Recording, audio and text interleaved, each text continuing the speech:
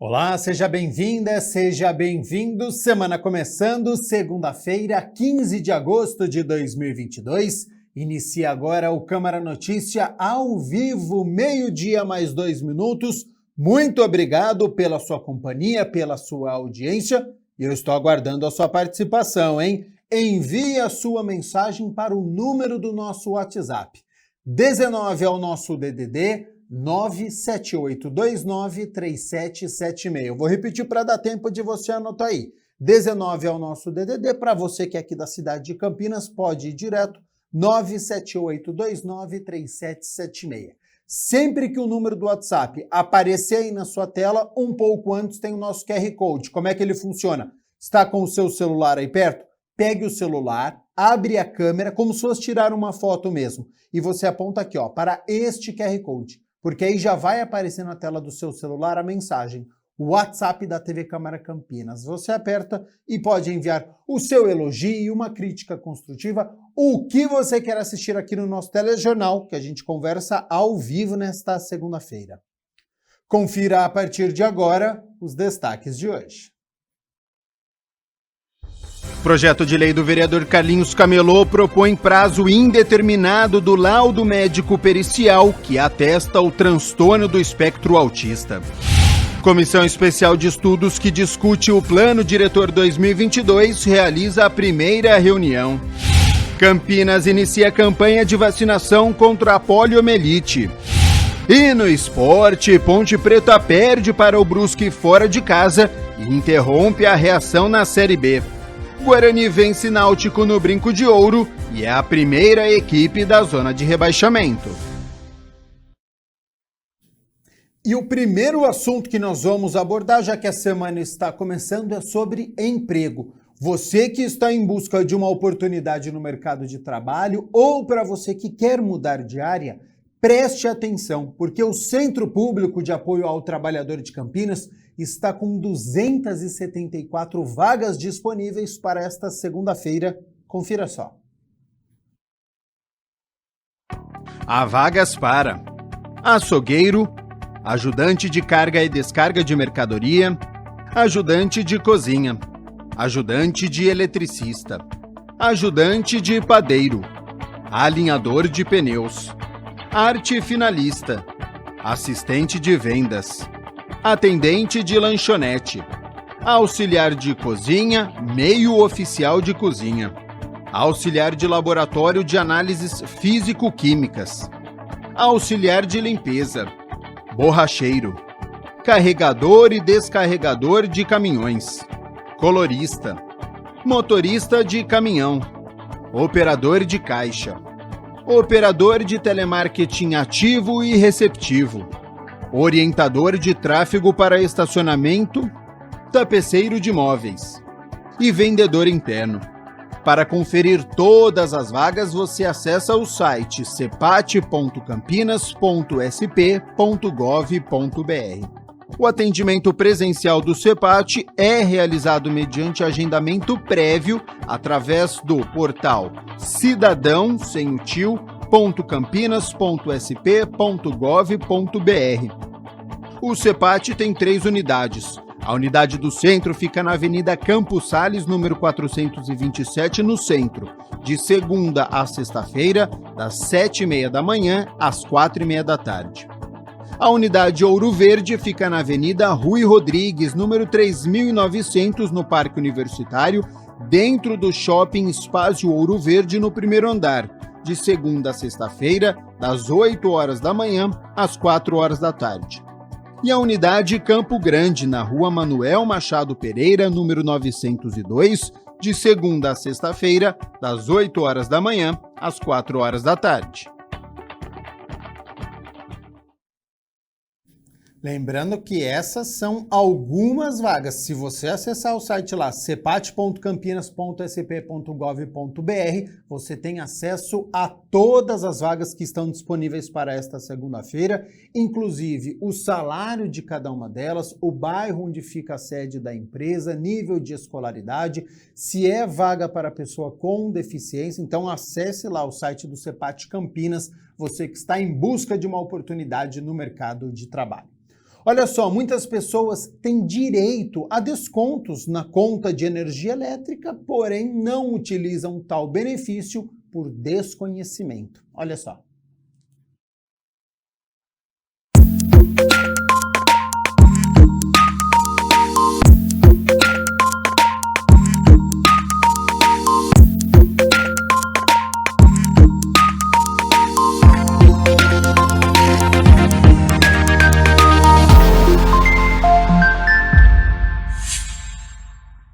A CPFL Paulista está realizando uma procura ativa para identificar possíveis beneficiários da tarifa social, programa que dá direito à redução nas contas de energia para pessoas que já estão cadastradas em benefícios do governo federal. A tarifa social ela oferece desconto na conta de energia para quem está cadastrado nessa tarifa, né? O desconto ele é acumulativo e de acordo com algumas faixas de consumo. Então o cliente que consome até o consumo dele de até 30 kW, ele recebe 65% de desconto. De 31 a 100 kW, ele recebe 45% de desconto. E de 101 a 220 kW, ele recebe 10% de desconto. O benefício da tarifa social dá descontos de até 65% na conta de luz. E para se cadastrar, ele tem que buscar o cadastro no CadÚnico, né, nos CRAS, nos Centros de Referência de Assistência Social da cidade. Então, assim, famílias com uma renda per capita de até meio salário mínimo, cadastradas lá no CadÚnico, têm o direito. Famílias com uma renda mensal de 3 salários mínimos, mas que tenham pessoas com deficiência ou doentes na família e sejam cadastradas no CadÚnico, também têm o direito ao desconto, né? Idosos de 65 anos ou mais, ou pessoas com deficiência, que tenham benefício de prestação continuada de assistência social, né?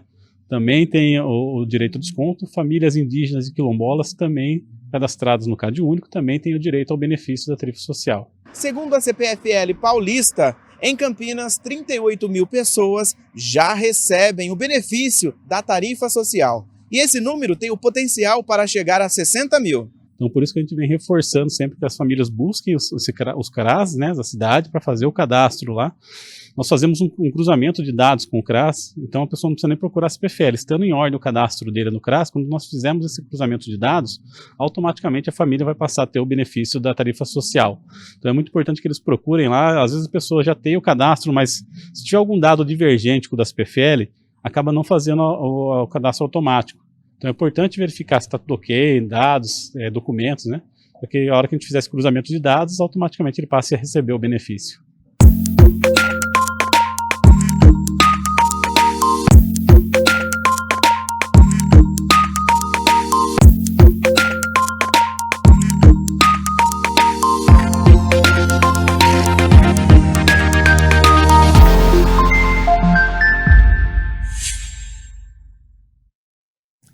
Olha só, a Carreta da Educação do Seprocamp está oferecendo cursos de qualificação profissional no bairro Padre Anchieta. Então, para nos explicar até quando vão as inscrições, quais são os cursos, os pré-requisitos, os horários das aulas, aciona a repórter Dalila Pereira, que está no local e tem mais informações. Dalila, seja bem-vinda e boa tarde. Boa tarde, Gabriel. Boa tarde todo mundo que está aí acompanhando a programação da TV Câmara Campinas. E como você falou, hoje eu estou aqui na Praça Paulo Egídio, no bairro Padre Anchieta, com muito vento aqui, bagunçando tudo, para falar sobre essa iniciativa aqui, a Carreta Móvel do Seprocamp. Quem está comigo hoje aqui é a Andréa Jaconi, gestora do Seprocamp. Andréa, obrigada por tirar esse tempo para conversar com a gente e explicar um pouco mais sobre essa iniciativa. Eu que agradeço a oportunidade de estar aqui com vocês para falar sobre o nosso trabalho. Andréa, como a galera está vendo aí no fundo, temos ali a Carreta Móvel do Seprocamp, que está oferecendo cursos, e você vai explicar um pouco melhor para a gente sobre essa iniciativa, do que se trata essa Carreta Móvel. A unidade móvel do Seprocamp, ela surgiu da necessidade de alguns bairros não terem estrutura para receber os cursos do Seprocamp, e então foi pensado na possibilidade dessa unidade ir nesses bairros para que pudéssemos atender as pessoas da comunidade desses locais no qual a gente não tem como atender numa escola e uma estrutura física, né? A carreta iniciou no começo do ano, ficou 6 meses na região do Campo Belo e agora, nesse segundo semestre de 2022, ela veio aqui para a região do Padre Anchieta. Então, para ficar bem claro para quem está ouvindo, os cursos são realizados na própria carreta e não é apenas o local de matrícula. Não. Os cursos são realizados dentro da carreta. A carreta tem capacidade para 36 alunos, todinha equipada com computadores, data show, toda tecnológica, né? Isolamento acústico, ar-condicionado, 3 data shows. Então, é uma sala de aula de primeira, né? Toda equipada, preparada para receber esses cursos. E no momento, que cursos estão sendo ofertados, quantas vagas e até que dia que o pessoal da comunidade pode vir garantir a sua inscrição? São 4 cursos ao todo, 2 no período da manhã, 2 no período da tarde. Estamos vendo a possibilidade de abrir algum curso no período noturno. De manhã, de terça e quarta-feira, nós temos os cuidador de idosos, de quinta e sexta, a repositoria estoquista. À tarde, de terça e quarta, informática básica e quinta e sexta, cuidador de idosos. As matrículas iniciaram no dia 8 de agosto, vai até o dia 19, aqui mesmo na carreta ou no Ceprocamp do Centro, na Avenida 20 de Novembro, 145, ao lado da Estação Cultura. O horário é das 9 ao meio-dia e da 1 às 15, de segunda a sexta. E os documentos para matrícula, porque a pessoa faz matrícula direto para início dos cursos. Os cursos iniciarão agora, semana que vem, dia 23, né, a partir do dia 23 e vão até o final do semestre. E o horário para as matrículas é das 9 ao meio-dia e da 1 às 17, de segunda a sexta. Os documentos são RG, CPF, comprovante de endereço e comprovante de escolaridade, uma foto 3x4, originais e cópia. Olha aí, gente, vocês têm até o dia 19 para garantir essa vaga. E existe, assim, algum tipo de exigência para fazer esse curso? Tem que ter terminado o fundamental, o médio? Como é que funciona essa parte? Tem sim. Pessoal, para cuidador de idosos, que tem no período da manhã e da tarde, tem que ter o ensino fundamental completo e a partir de 18 anos. Para estoquista repositor, a partir dos 16 anos e o ensino fundamental completo. E para informática básica, a partir de 15 anos e ter concluído o 5º ano do ensino fundamental. E esses cursos que estão sendo ofertados aqui na carreta, eles também são ofertados nas outras unidades? Também está disponível esses cursos lá? Olha, as matrículas das unidades, elas já ocorreram. A gente vai ter turmas que iniciarão agora no segunda turma, né, de 10 semanas, a partir do final de outubro. E esses cursos, cuidador de idosos e informática básica, nós ofertamos sim em outras unidades. O único que é novidade, que é novo, é o repositor estoquista que a gente está oferecendo aqui na carreta. E os cursos aqui vão ser todos presenciais ou tem alguma parte online? Não, os cursos são todos presenciais. A gente utiliza a plataforma Google Sala de Aula, mas como metodologia para os professores. Os professores a utilizam para passar atividades, tarefas, e os professores utilizam, então, a plataforma para isso. Mas as aulas no Ceprocamp, de maneira geral, é 100% presencial. E sobre o EJA, porque a gente pode ver ali também que além dos cursos profissionalizantes, vocês vão ter esse espaço aí para o jovem e adulto que não completou a sua formação e tem esse interesse. Também está sendo possível fazer na carreta móvel essa atividade. Na realidade, os cursos da EJA 1, que é o Ensino Fundamental Anos Iniciais da FUMEC, ele já ocorre aqui no CACO, dentro da estrutura do CACO. Os alunos da EJA utilizam a carreta para fins de utilização dos computadores. Então, os professores da FUMEC, da EJA 1, eles usam a carreta para que possam ensinar a parte de informática para os alunos. E quanto tempo vai ficar aqui? 6 meses, não é? Até o final do semestre, até por volta do dia 20 de dezembro. E como é que está a procura até agora? Tem poucos dias, não tantos dias? Sim, nós tivemos sim matrículas já, a gente está em média aí com 10 a 12 matrículas por curso, a gente está aguardando, né, finalizar ainda essa semana, que a gente começou a fazer a propaganda a partir da semana passada mesmo, mas as matrículas elas ficarão abertas mesmo no início das aulas, né? Porque daí um aluno comenta com o outro e acaba tendo interesse em vindo fazer a matrícula. Andréia, e onde a população pode achar essas informações? Tem o site? Tem o site da FUMEC, né? O www.fumec, @Campinas. É só entrar e por FUMEC, Campinas, e já vai aparecer, e aí já aparece as vagas da carreta. E tem os telefones. Nós temos aqui o 3231-3650 e o 3731-3651, que poderão se informar via telefone também. A Andréa Jaconi, que é gestora aqui do CEPROCAMP, está contando aqui um pouco sobre as atividades da carreta móvel, que leva esses cursos profissionalizantes, e também temos as salas do EJA para a comunidade longe das outras unidades. Andréia, qual a importância dessa descentralização, de levar essas atividades para a comunidade, para as pessoas terem mais facilidade no deslocamento?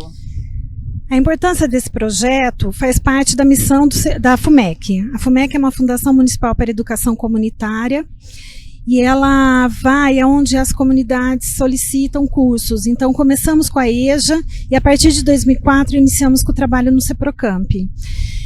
Hoje, o CEPROCAMP está expandindo, né, com a nova gestão do prefeito Dário e do Ari Piscinato, diretor da FUMEC, estamos expandindo o atendimento para os cursos de qualificação profissional. E uma das maneiras que nós conseguimos foi por meio da carreta, né, de ofertar esses cursos em bairros, como eu já tinha dito, não tem estrutura para nos atender.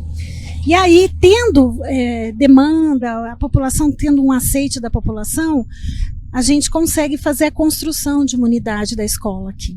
Como foi feito no CASE Campo Belo, né? A gente iniciou as obras do CASE a semana passada, né? Fazer mesmo uma estrutura para atendimento da EJA e do CEPROCAMP. A intenção nossa é fazer a mesma coisa aqui no Padre Anchieta. Andréa, e como é móvel, quem sabe já depois vai para outro bairro, não é já mesmo? Temos solicitação para outros bairros, com certeza. Andréa, mais alguma informação que queira passar, que a gente não perguntou, algum horário, algum documento? As aulas, elas no período da manhã iniciam às 8h, vão até às 11h40, no período da tarde da 1h30 até às 5h10. A gente pede para a população vir fazer a sua matrícula, aproveitar a oportunidade da carreta aqui, que é muito importante a qualificação profissional, porque o mercado de trabalho está pedindo a qualificação para as pessoas conseguirem ter chances de se empregar. E é essa a nossa missão, é dar essa oportunidade para essas pessoas. Andréa Jaconi, gestora do CEPROCAMP, obrigada pelo tempo, pelas informações. Quem está aí do outro lado, tem até o dia, vou reforçar aqui, tem até o dia 19 para garantir a sua matrícula aqui na carreta móvel. Um dos telefones de contato é o 3731-3650. E, Gabriel, tá fácil ou não tá garantir a sua matrícula, garantir um curso, e eu volto aí com você. Tá fácil sim, viu, Dalila Pereira? Qualificação importantíssima. Muito obrigado por todas as informações. Agradeço também a disponibilidade do tempo da Andréa Jaconi, que é gestora do CEPROCAMP, por todas essas informações. Então, você que ficou interessado nos cursos cuidador de idosos, estoquista, que é o repositor, informática básica, não perca essa oportunidade. Matrícula até esta sexta-feira, dia 19. Você tem mais informações através do site fumec.sp.gov.br. Acesse o site e lá você tira todas as suas dúvidas. 12h21, nós estamos ao vivo nesta segunda-feira. A Mirna Abreu já está aqui nos nossos estúdios, hora das notícias da Metrópole de Campinas, e a gente começa falando sobre saúde. Seja bem-vinda e boa tarde, Mirna. Boa tarde, Gabriel, boa tarde a você aí de casa. E a gente começa falando sobre a campanha nacional de vacinação contra pólio e multivacinação que começou na última semana, mas a procura tem sido baixa. Entenda na reportagem de Dalila Pereira. Está na hora de tirar a carteirinha de vacinação da gaveta e levar seu filho ou filha para o centro de saúde mais próximo. Isso porque começou a campanha de vacinação contra poliomielite e multivacinação em Campinas.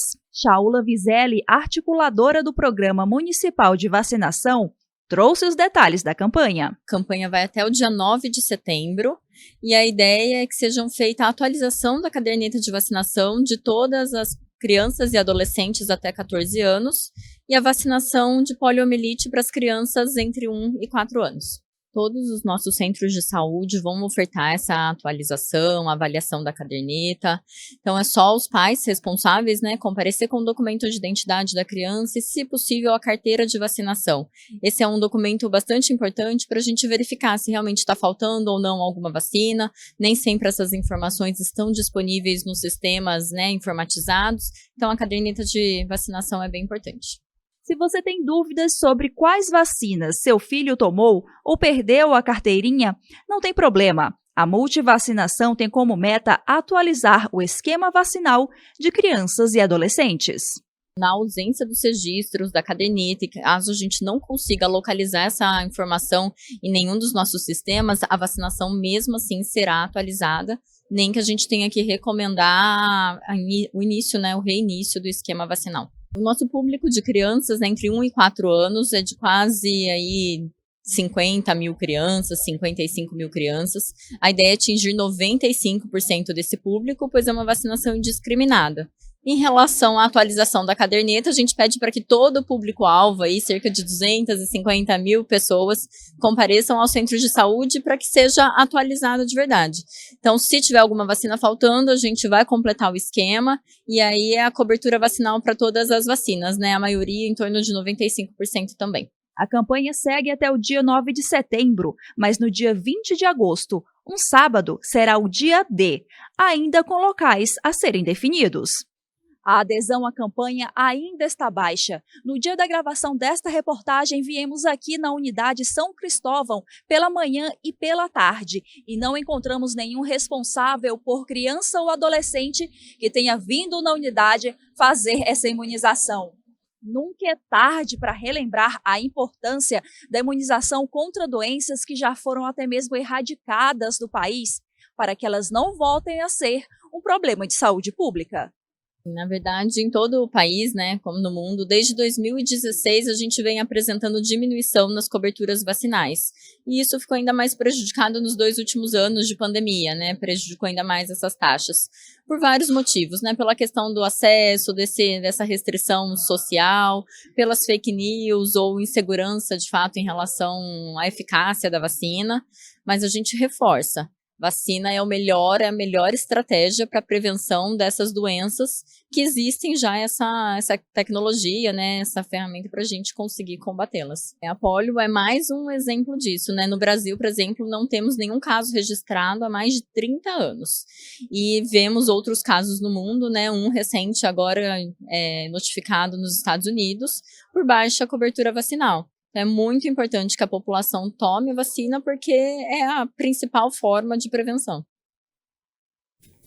Olha, dados da Sociedade Brasileira de Imunização informam que a queda na imunização durante a pandemia equivale à perda de 30 anos de avanço na vacinação infantil, segundo apontado em relatório da Organização Mundial de Saúde e do Fundo das Nações Unidas para a Infância, UNICEF. Para ter uma ideia, Gabriel, nos 2 primeiros dias de campanha da última semana, nós tivemos apenas 918 crianças entre 1 a 4 anos vacinadas contra a paralisia infantil, que, como a Shaula explicou, a gente tem um primeiro caso, depois de considerada a doença erradicada, lá nos Estados Unidos.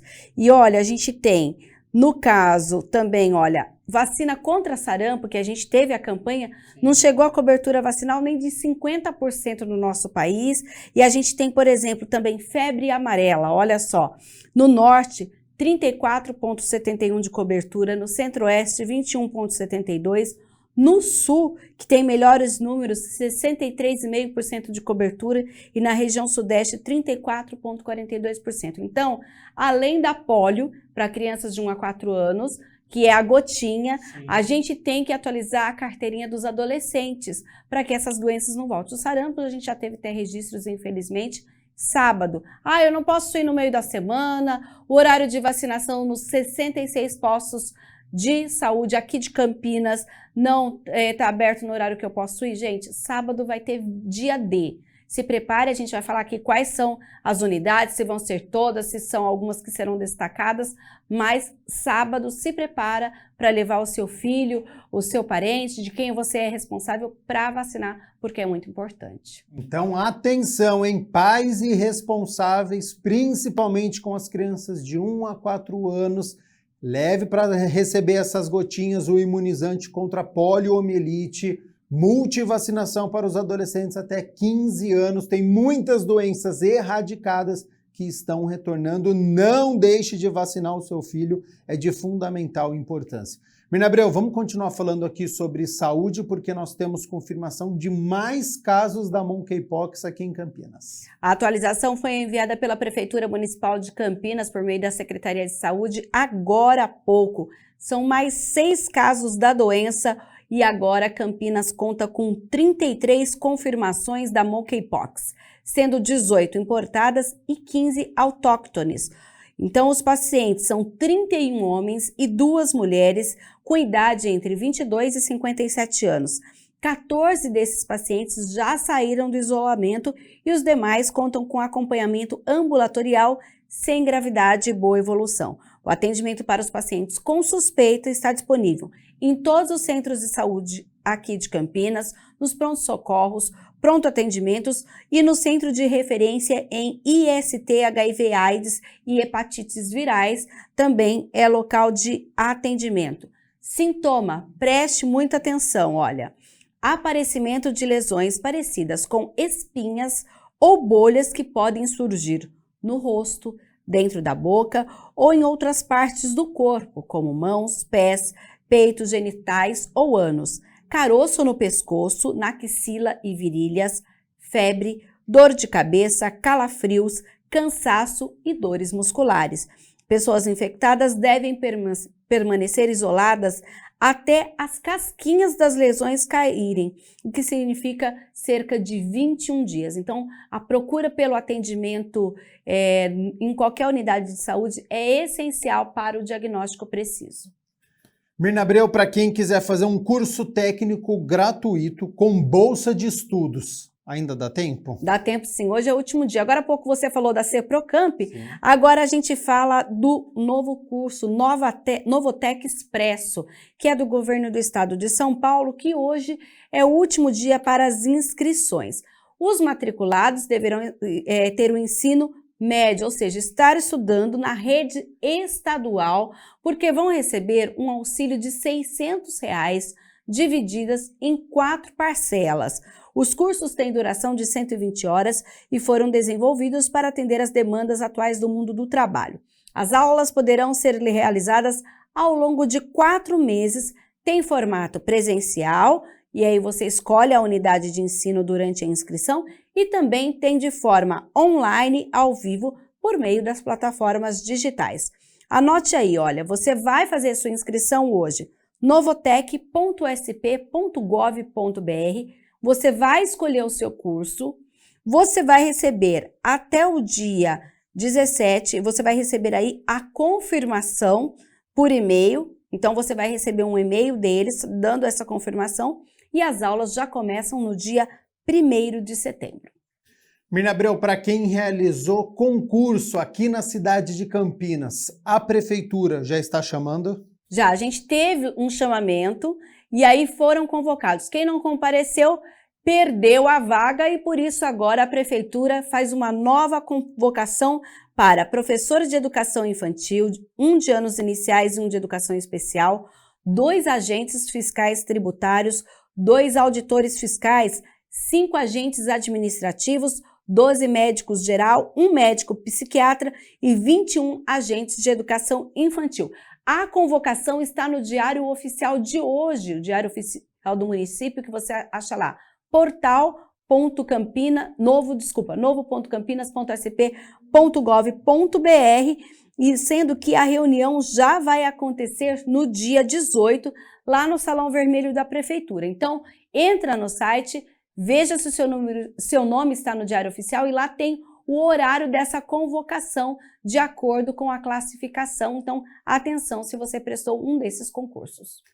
12h33, nós estamos ao vivo nesta segunda-feira com as notícias da Metrópole de Campinas. Hora de falar sobre transporte, porque tem mudança ali na região do Vida Nova. Isso mesmo, a gente tem linhas que agora aumentaram a abrangência. Se você usa a linha 126, que é o terminal Vida Nova 1 e 2, e o percurso será prolongado para atender os bairros Residencial Porto Seguro, Vila Vitória e Chácaras Parque Aeroporto. Então, o 126 vai ficar o seguinte: saindo do terminal Vida Nova, a linha atende Porto Seguro e retoma o itinerário atual pelos bairros Vida Nova 1 e 2. Na sequência, ele passa pelo terminal Vida Nova para atender os bairros Núcleo Residencial Vila Vitória e Chácaras Parque Aeroporto, realizando essa parada. Já a linha 127, que é terminal Vida Nova Vila Vitória, ela retoma o atendimento nos bairros Vida Nova 1 e 2 e passa a atender também o residencial Porto Seguro, começando lá pelo terminal Vida Nova, seguindo no núcleo residencial Vila Vitória, Chácaras Parque Aeroporto, e em seguida vai lá no residencial Porto Seguro e no Vida Nova 1 e 2. No trajeto são agora 19 pontos de parada, além do terminal. E Mirna Abreu, para encerrarmos as notícias da Metrópole de Campinas, amanhã, terça-feira, 6 bairros da cidade de Campinas vão ficar sem água. Isso, lá na Vila União, olha, a gente vai ter o trabalho de distribuição com serviços de limpeza e desinfecção do reservatório da Vila União. Por isso, o bairro vai ficar sem água das 8 às 5 da tarde. Os outros bairros, Vila Padre Manuel da Nóbrega, Jardim Garcia, Jardim Irene, Vila Castelo Branco e Parque dos Eucaliptos também vão ficar sem água nesse período, mas é porque lá vai acontecer o serviço de instalação de uma válvula de bloqueio. Então, esses são os bairros que amanhã vão ficar sem água das 8 da manhã às 5 da tarde. A Sanasa recomenda que a reserva seja feita de forma antecipada ainda hoje. Então faça a reserva, você que mora em um desses 6 bairros, faça a reserva no dia de hoje para não ter problema no dia de amanhã. Mirna Abreu, muito obrigado pelas notícias da Metrópole de Campinas. Já quero aproveitar a sua presença aqui nos nossos estúdios para nós falarmos das notícias do Legislativo, sobre o trabalho dos parlamentares, o que acontece aqui na Câmara de Campinas, e a gente começa falando sobre um projeto de lei de autoria do vereador Carlinhos Camelot. O parlamentar propõe um projeto que trata de laudo médico pericial que atesta o transtorno do espectro do autismo em Campinas. A ideia é que não haja prazo. Confira.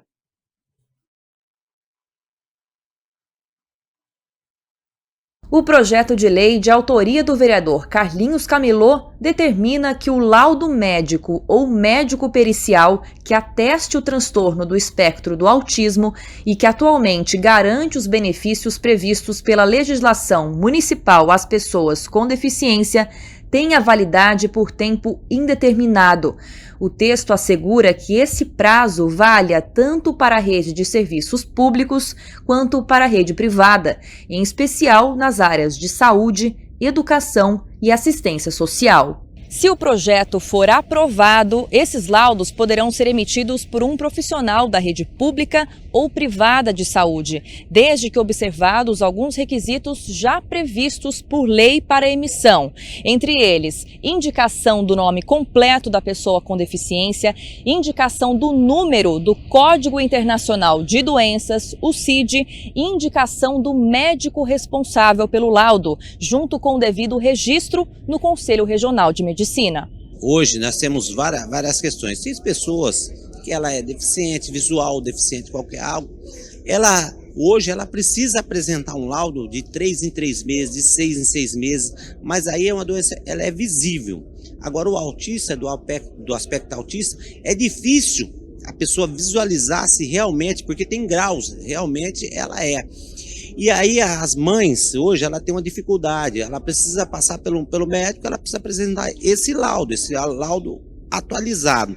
Aí você pega aquele cartão que tem da prefeitura, que chama Bem Acessível. Para ela ter esse cartão, ela precisa apresentar esse laudo. Então, de 3 em 3 meses, ela tem que ir lá e passar. Às vezes tem que pagar uma consulta para antecipar, ou às vezes a consulta, você sabe que a consulta ela demora. Daqui 3 meses, já passou o prazo, então ela tem que remarcar. Então, por isso nós estamos falando do aspecto autista, que não precise fazer esse laudo. O projeto de lei foi protocolado e agora segue em tramitação na Câmara. Aí vai passar pelas comissões aí pertinentes que tem, vai vir para essa casa. Eu acho que aqui todos os vereadores sabem a grande dificuldade e sabem também o benefício que vai trazer para essas mães que têm esses filhos com autismo. E a gente segue falando aqui sobre o trabalho dos parlamentares, agora com um questionamento do vereador Cecílio Santos. Ele questiona a situação, a manutenção em 2 locais de cultura que ficam lá no distrito do Ouro Verde. Quem traz as informações é Michel Morim.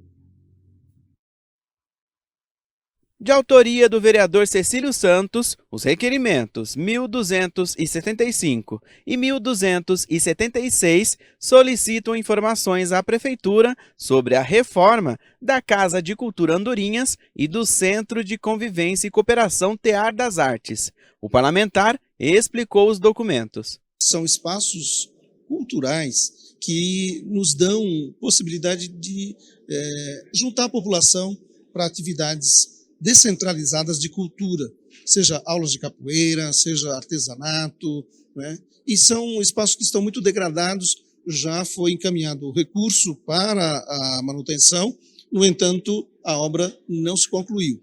Tanto o Centro de Convivência e Cooperação Tear das Artes e a Casa de Cultura Andorinhas ficam aqui no distrito do Ouro Verde. As 2 unidades promovem para a população daqui cultura, educação, saúde e lazer. São equipamentos que são muito utilizados pela comunidade, né, pela população de modo geral, né, nem só a Secretaria de Cultura, mas também a Secretaria da Assistência, da Saúde, outras secretarias que de modo interdisciplinar desenvolvem atividades nesses espaços. Um deles está localizado ali no Bosque Fernando Tille, que é um local, no Bosque da Areia Branca, ali no Ouro Verde, que é onde as pessoas caminham, se encontram no fim de semana, e não tendo essa reforma concluída, isso fica extremamente prejudicado. O vereador aguarda a resposta da Prefeitura. É fundamental que a gente esteja atento, porque são locais onde a população pode se encontrar, podem conviver, podem socializar os seus trabalhos, suas produções culturais, e essas demandas chegam muito para nós, vereadores, pela população. Portanto, esses equipamentos públicos que estão à disposição da população são muito utilizados e a população tem acompanhado e tem me cobrado essa resposta do Executivo. Então, nós estamos atentos e queremos receber essas informações, repassar à população, e mais do que se receber as informações, é que, de fato, o Executivo conclua essas reformas que são muito importantes para toda a comunidade ali do Ouro Verde. E a gente continua falando sobre requerimento, porque quem também protocolou com questionamentos foi o vereador Marcelo Silva. Ele questiona uma construção que está sendo feita bem em frente à entrada do Parque Ecológico em Campinas. O requerimento 1315 do vereador Marcelo Silva pede informações sobre a construção que está sendo feita em frente ao Parque Ecológico Monsenhor Emílio José Salim, localizado na região leste de Campinas. Já com as obras adiantadas, o barracão que aparece nesta foto seria um imóvel comercial. Seria como se fosse um mall. Então, um mall numa área pública totalmente contra a legislação municipal ou contra qualquer tipo de legislação federal, né? Ela não é permitida a construção por particular em área pública. Então nós estamos questionando isso, sabendo se aquela área é pública ou é privada. O parlamentar lembra que o documento surgiu após indagações de pessoas da região sobre a construção. E chegaram alguns questionamentos que aquela área lá é uma área pública. Então não se pode edificar em área pública, ainda mais algo comercial. Então nós fizemos um requerimento para a secretaria competente perguntando se aquela área é pública ou privada. Se for privada, ok, respeitando o plano diretor, respeitando a lei de zoneamento, você vai descobrir o que pode construir, se é permitido, o tipo de construção. Agora, se for área pública, realmente a construção é totalmente indevida e tem que ser demolida. Hora de nós falarmos sobre o trabalho das comissões, porque na última sexta-feira a Comissão de Educação e Esporte se reuniu. Ela realizou uma reunião extraordinária para analisar 23 projetos que tramitam na Câmara. Comandada pelo vereador Gustavo Peta, foi realizada a segunda reunião extraordinária da Comissão Permanente de Educação e Esporte. Na pauta do dia, 23 pontos foram debatidos e votados, entre aprovação de denominação de ruas, datas comemorativas e reconhecimento de atividades. Foram vários projetos, por conta até da existência já de relatórios realizados pelos vereadores em projetos como esses que nós aprovamos, nós convocamos uma reunião extraordinária exatamente para análise dos projetos. Então, de 23 projetos, nós tivemos aí 19 projetos aprovados, um projeto reprovado pela comissão e 3 projetos que foram pedidos vistas para uma análise mais detalhada junto ao autor do projeto sobre a necessidade ou até a aprovação do projeto por parte da Comissão de Educação e Esporte da Câmara. Também estiveram presentes na reunião da comissão os vereadores Paulo Búfalo e Guida Calisto. Lembrando, Mirna Abreu, que essa é uma comissão permanente aqui do Legislativo e nós temos também uma comissão especial de estudos que também se reuniu. É a Comissão Especial de Estudos que analisa o plano diretor justamente para propor algumas adequações ao novo plano que se reuniu na última sexta-feira pela primeira vez.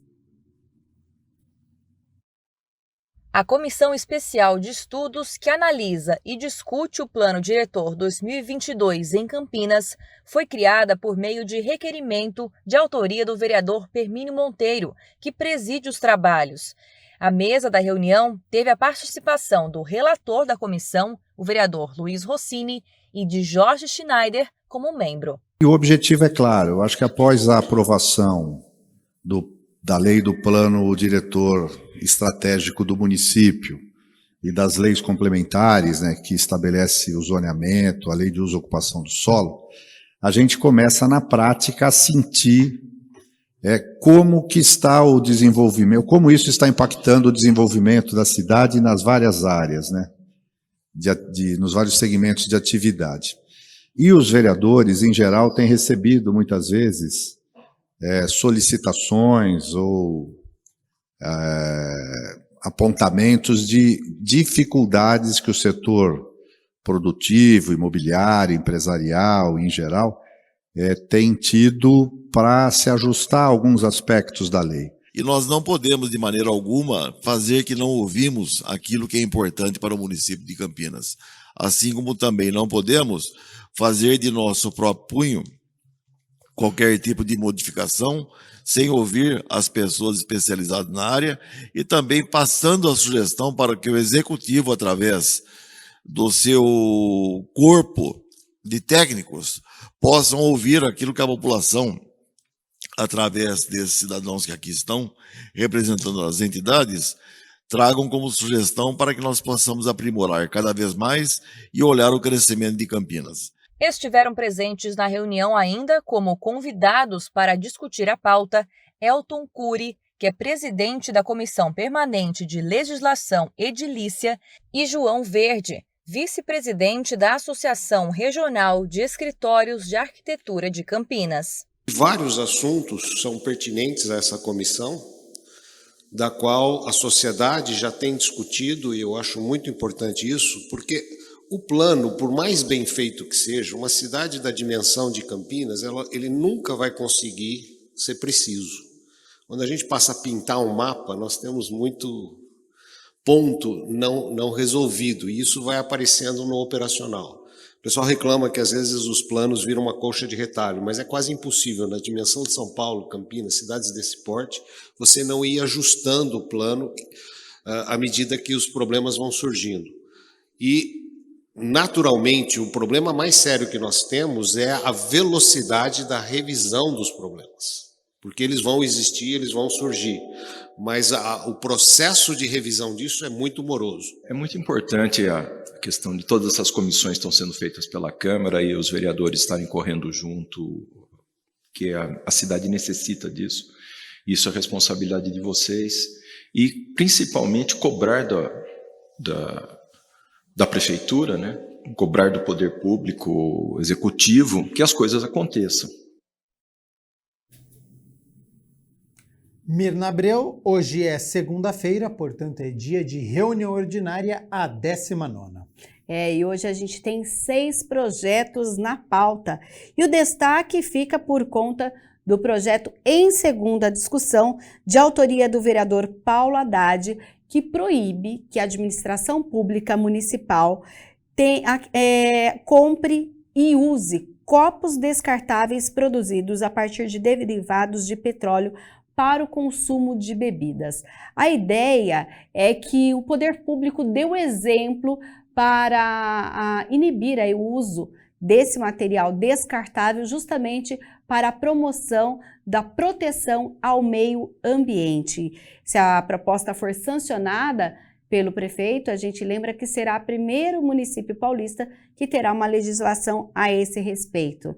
Nós também temos o projeto de resolução de autoria do vereador Fernando Mendes e outros parlamentares que muda o sistema de homenagens da Câmara. Hoje, a Câmara proíbe, de acordo com o regimento interno, que sejam entregues honrarias a pessoas que tenham cargos eletivos em órgãos federal, estadual ou municipal. A propositura vai justamente dizer que o que importa é o que ela fez para ser jus a essa homenagem, mesmo que naquele momento em que a proposta for votada, ela esteja em algum cargo eletivo no país. Também temos projetos de decreto legislativos que tratam de honrarias, da entrega de honrarias. A gente lembra que esses projetos de honraria, eles passam pela comissão de honraria, depois eles precisam ser aprovados em plenário para que as pessoas possam então receber essas homenagens futuramente em solenidades que são agendadas pela Câmara Municipal de Campinas. Hoje, a 19ª reunião ordinária, assim como todos os eventos da Câmara, acontecem lá no Teatro Bento Quirino, pois o plenário da Câmara Municipal está em reforma. O teatro fica na Rua Lusitana, com entrada no número 1555, no centro da cidade. E se você não pode ir pessoalmente, você assiste aqui pela TV Câmara Campinas. A partir das 6 horas, então, tem a 19ª reunião ordinária. Agora, um pouquinho mais cedo, Mirna Abreu, nós temos reunião de comissão e também hoje a primeira parte. Isso, às 3 horas da tarde, acontece a segunda reunião da Comissão Especial de Estudos com a finalidade de analisar e discutir a operação do sistema de transporte público da cidade de Campinas. A presidência é do vereador Cecílio Santos e nós teremos também a transmissão ao vivo pela TV Câmara Campinas. Às 5 horas da tarde, a primeira parte da 19ª reunião ordinária, nós teremos, por iniciativa do vereador Marcelo Silva, a abertura da Semana Maçônica da região metropolitana de Campinas. Todos os eventos, como eu já disse, entrada presencial lá no Teatro Bento Quirino ou aqui conferindo nas nossas redes sociais, nos nossos canais, toda a transmissão. TV Câmara Campinas transmitindo ao vivo. Mirna Abreu, muito obrigado. Primeiro pelas notícias da Metrópole de Campinas, agora com as notícias do Legislativo. Volta amanhã contando tudo pra gente? Isso, amanhã a gente fala de como foram essas reuniões, a primeira parte e também o resumo das discussões na 19ª reunião ordinária. Até amanhã.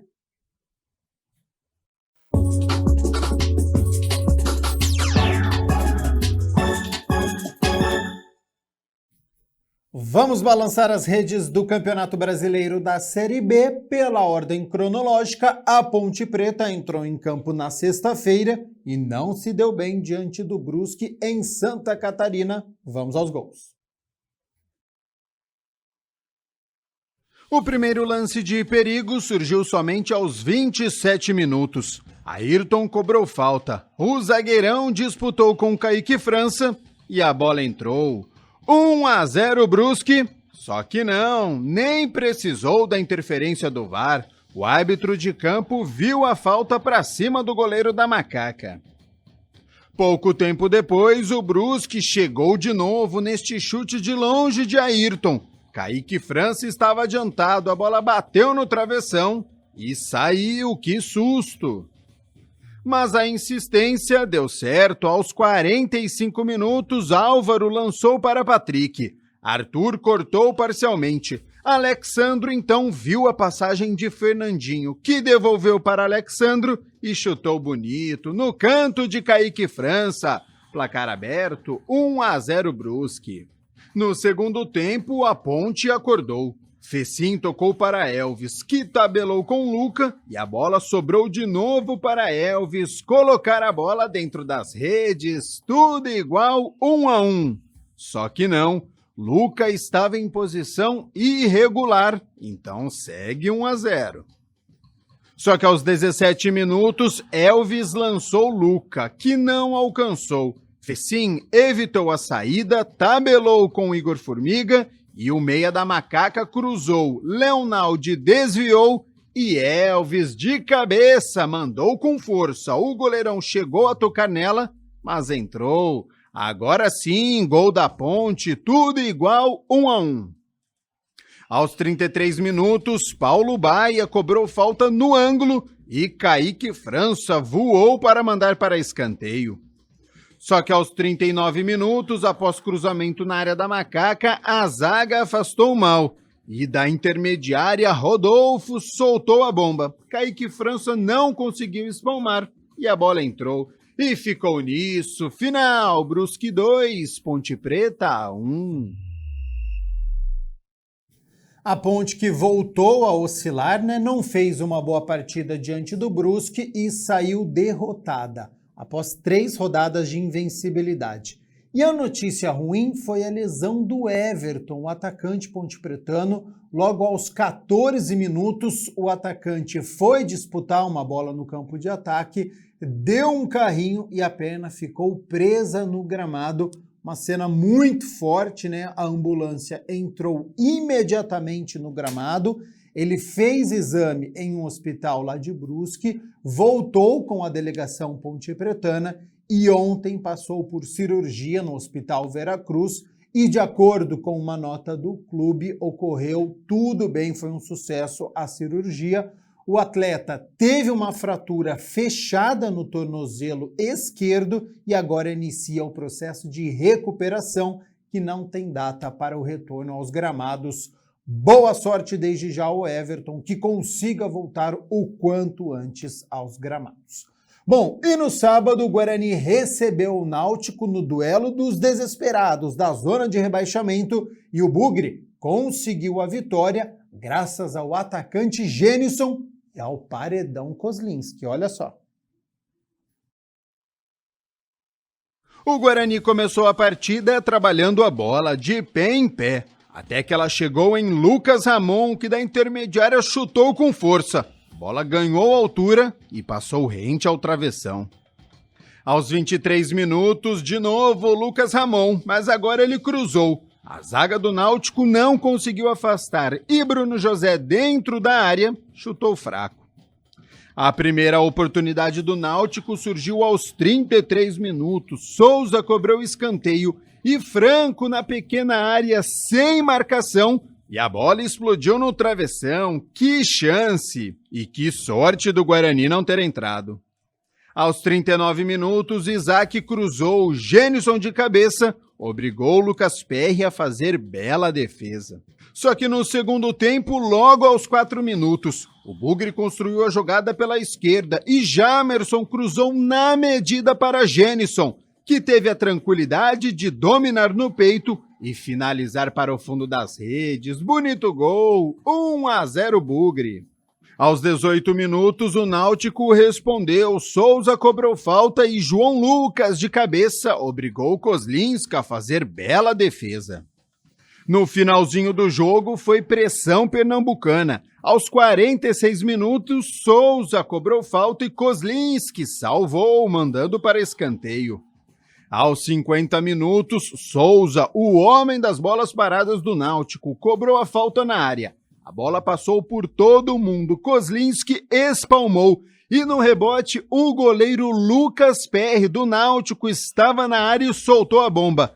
E novamente Kozlinski espalmou, Jonathan Jesus cabeceou e adivinha, Kozlinski defendeu parcialmente de novo, que sequência de defesas, paredão, não passa nada. Então ficou nisso, né? Guarani 1, Náutico 0, graças a Kozlinski.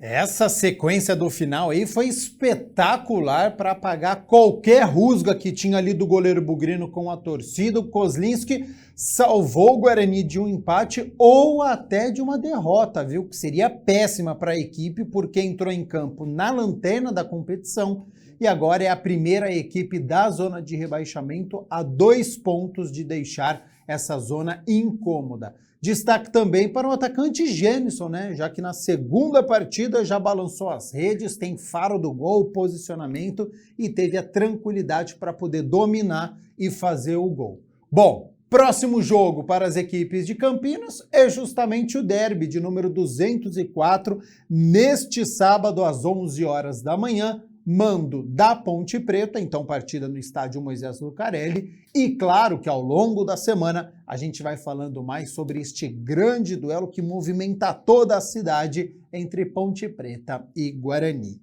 12h58, antes da gente ir para o nosso intervalo, vamos falar sobre vôlei agora, porque na primeira rodada do Campeonato Paulista, jogando em pleno ginásio do Taquaral, que contou com um bom público, os campineiros foram surpreendidos por Santo André, que venceu de virada. Olha só, nós estamos acompanhando as imagens aí do primeiro set, os campineiros venceram os 2 primeiros sets, o primeiro foi 25-20, o segundo set, o Vôlei Renata venceu por 25-13, então olha só, diferença de 12 pontos, parecia que seria uma vitória conquistada de uma maneira tranquila, até fácil, 3-0. De repente, a equipe de Santo André encaixou o jogo, equilibrou as ações e aí venceu o terceiro set por 25-23, o quarto set por 25-22 e o último set por 15-12. Então, mostrou muita reação os visitantes e conquistaram, então, a primeira vitória na competição no Campeonato Paulista. 12h59, vamos fazer o seguinte, rápido intervalo e na volta o André Aranha já está aqui nos nossos estúdios porque tem o nosso quadro De Olho na Educação, então não saia daí que o nosso intervalo é rapidinho.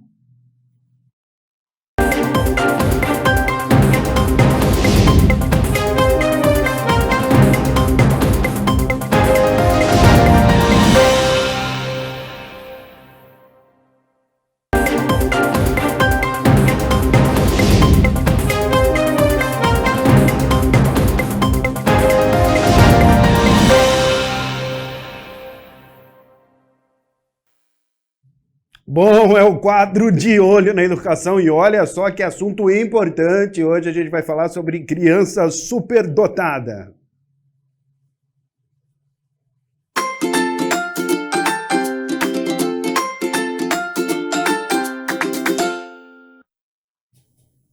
Bom, e esse é um assunto certamente que interessa a muita gente, por isso, ó, a Priscila já está aqui com a gente no vídeo. Tudo bom? Boa tarde, Priscila, psicóloga.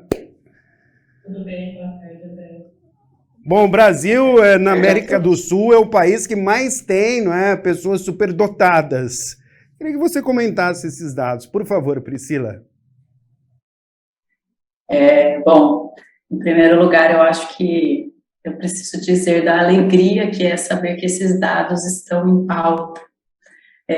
Há bastante tempo a gente estuda a superdotação, trabalha com esse público, e agora, recentemente, a gente tem visto essas pessoas, esses indivíduos aparecerem, serem identificados, então, e aqui no Brasil isso tem sido cada vez mais falado, né, o conhecimento a respeito das características, de quem são, como lidar, tem aparecido mais, e isso facilita para nós profissionais, mas acima de tudo, isso contribui para o desenvolvimento dessas crianças, adolescentes, né, para que eles sejam melhor compreendidos. Bom, você é psicóloga, então vou te fazer uma pergunta que certamente mães e pais, enfim, de crianças superdotadas estão fazendo em casa. Essas pessoas precisam de um acompanhamento profissional, psicológico, né? Que são extremamente inteligentes, até para lidar no dia a dia com determinadas situações, Priscila? É bem interessante essa pergunta, porque quando inicialmente a gente pensa na superdotação, a gente relaciona com a inteligência elevada, então com os aspectos cognitivos muito acima do esperado, e a gente pensa, bom, então se essa pessoa é superdotada e tem uma inteligência tão superior, isso significa que ela consegue fazer tudo sozinha na vida e nunca vai precisar de ajuda. E não é assim. Então, não. A gente precisa, sim, oferecer atendimento, não necessariamente da mesma forma para todos. Cada um vai apresentar a sua demanda, a sua necessidade, né, em determinada área. Pode ser que seja um auxílio na escola, pode ser que seja alguma questão emocional, da identidade, que precisa ser trabalhada. Então, cada um vai ter a sua necessidade. Como lidar, de repente, com os amiguinhos, as amiguinhas, né? Sim, porque a parte social. Tem um tratamento diferenciado nas escolas? Como que funciona isso, Priscila? Ou não? Idealmente, eles estão inseridos na educação especial. Então, o público de altas habilidades, superdotação, é um público que tem direito de receber enriquecimento curricular, ou aceleração de série. Então, eles precisam e têm direito de suplementação de conteúdo. Porém, ainda temos muita desinformação, não só no ambiente escolar, né, na sociedade de maneira geral, e a gente encontra, sim, certa dificuldade, em alguns casos, em relação à escola. Então, a gente, sempre que identifica uma criança, também faz reuniões com a escola para que tudo fique alinhado, né? Quais serão as demandas daquela criança naquele contexto, para que a escola trabalhe em parceria com a família para o melhor desenvolvimento da criança. Bom, evidentemente que cada caso é um caso, né, Priscila? Mas, no geral, assim, as escolas estão preparadas para receber os superdotados ou você acha que não? Eu acredito que ainda precise de um trabalho maior com as escolas em relação à disseminação de informação e também à formação de professores, porque quando a gente, apesar da superdotação estar inserida na educação especial, quando a gente olha para a formação dos professores, esse assunto não é abordado em muitos cursos ainda hoje. Então, o professor se forma e ainda não tem informação a respeito. Outros que já se formaram há mais tempo também não têm tão facilmente, né, o acesso à formação continuada. Então, eu acredito que a gente precisaria fazer um trabalho, né, mais voltado à formação dos professores, à disseminação desse conhecimento no ambiente escolar, para que a superdotação seja de fato algo comum, né, dentro da escola, para que as escolas aí sim se sintam também preparadas, porque eu já conversei com muitos professores, né, ao longo dos anos, e já ouvi muitas vezes, eu me sinto em dúvida muitas vezes de quem é esse aluno na minha sala, como que eu identifico, o que eu faço com ele.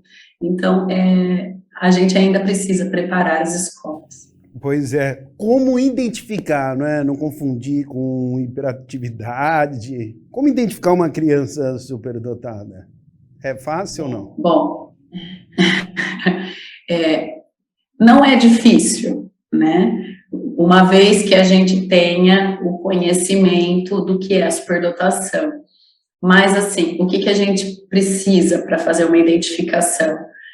Do olhar atento, isso pode vir do professor ou da família, é o primeiro passo, né? Então, muitas vezes, o aluno está lá na sala de aula,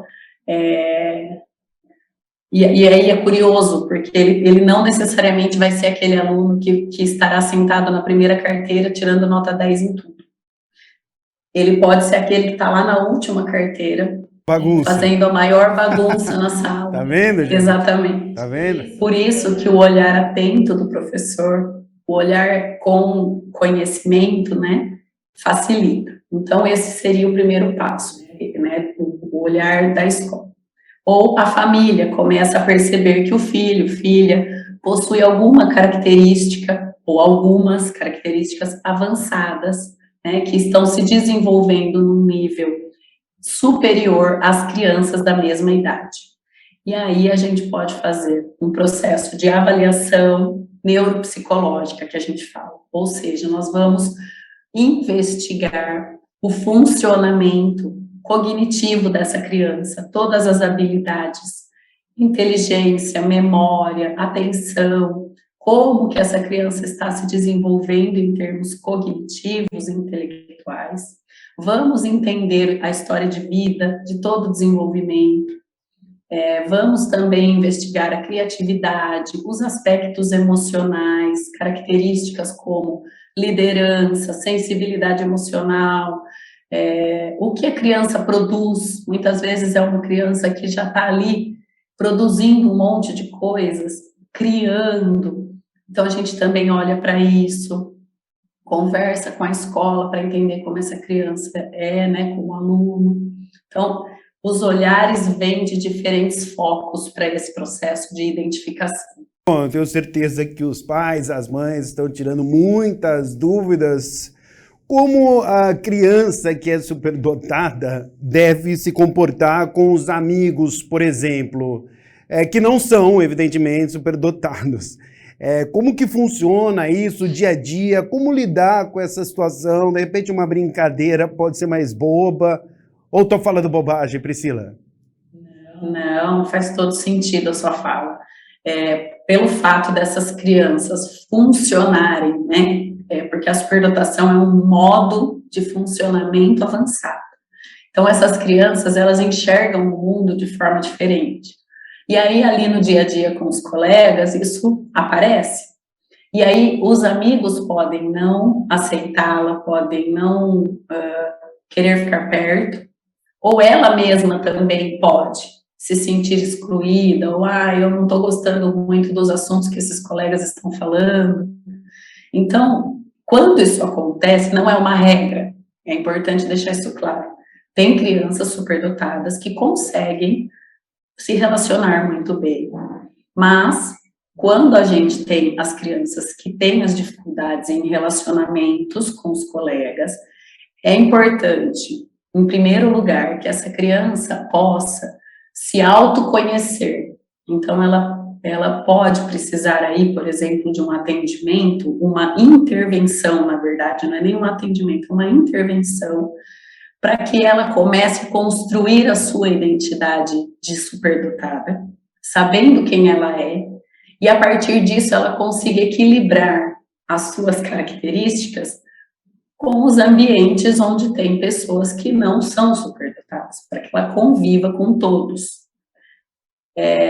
Muitas vezes, né, também, sim, é aconselhável que ela receba. Muitas vezes também a gente vê que o lado cognitivo, né, está muito avançado, muito acelerado, mas essa parte social, emocional, até questões sensoriais, de sensibilidade auditiva, visual, toque, paladar, enfim, estão em outro momento.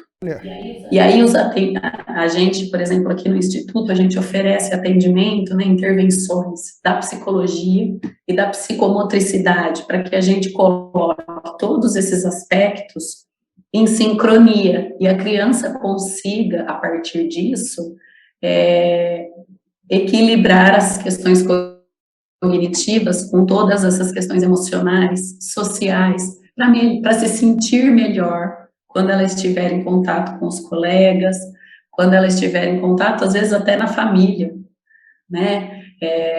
Enfim, independente do ambiente social onde ela estiver, que ela consiga estar bem. Mas para que isso aconteça, muitas vezes a gente precisa começar por ela, o autoconhecimento dela. Com certeza. Bom, é uma coisa que todo mundo acha, né, Priscila?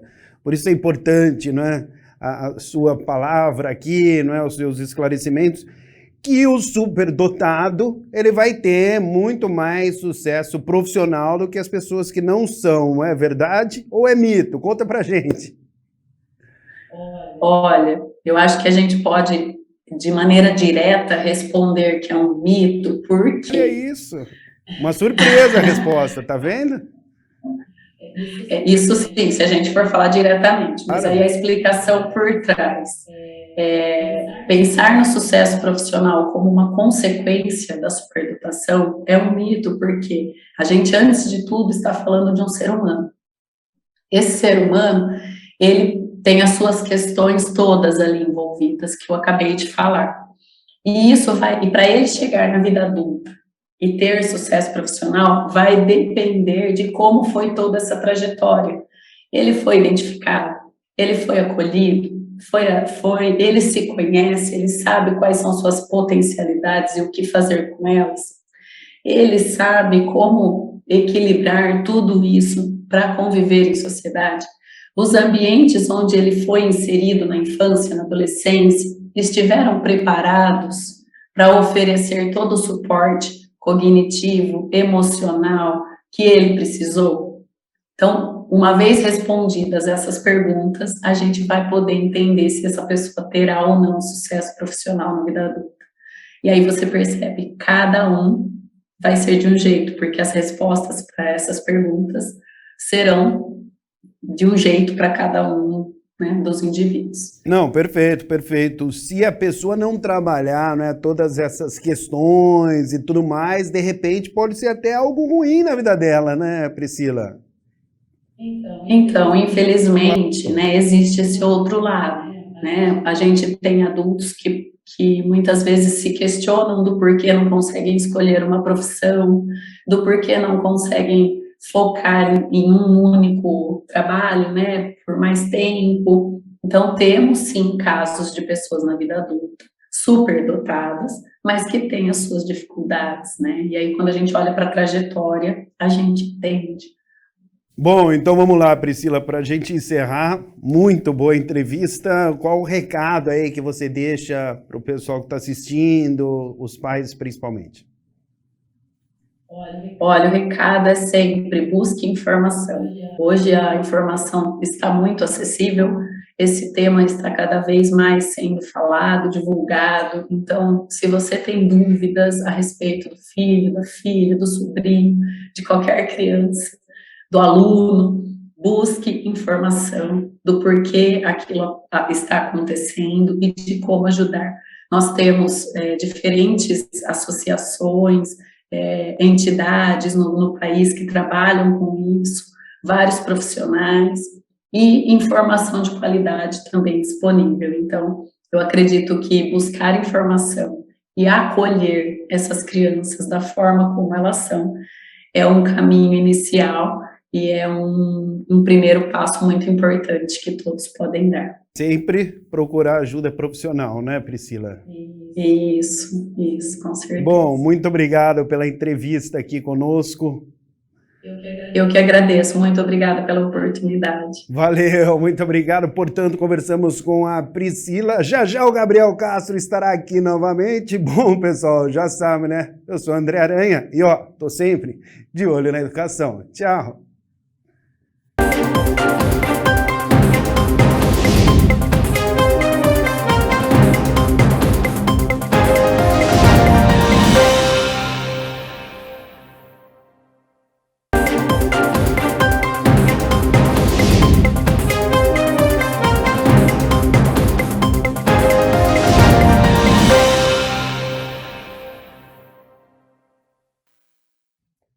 1h mais 22. Muito obrigado pela sua companhia, pela sua audiência. Câmara Notícia de volta ao vivo nesta segunda-feira, que começou ensolarada, então é hora da previsão do tempo.